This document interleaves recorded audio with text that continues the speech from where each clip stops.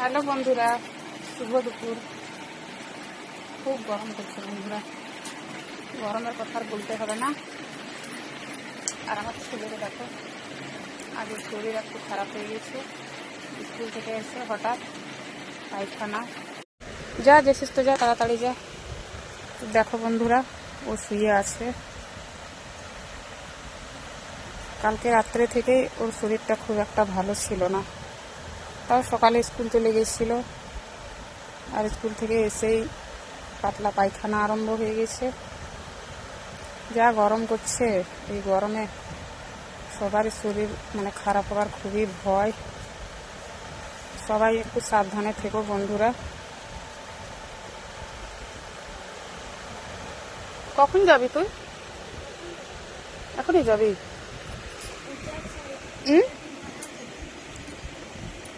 এখন যাবি? তাড়াতাড়ি আসবি, হ্যাঁ।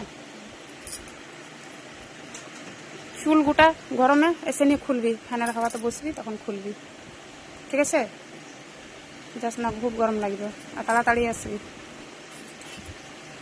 দেখো বন্ধুরা, আমার মেয়ের স্নান হয়ে গেছে। আজ অনেক লেট করে স্নান করলো। দিন সকালে স্নান করে স্কুল যায়, আজকে কেন করিস না রে? লেট হয়ে গেছিল। তাড়াতাড়ি আয়, যা খাবি। তো বন্ধুরা চলো, আজকে আমি ভাত রান্না করিনি, কিন্তু কি করেছি চলো দেখে নেবে।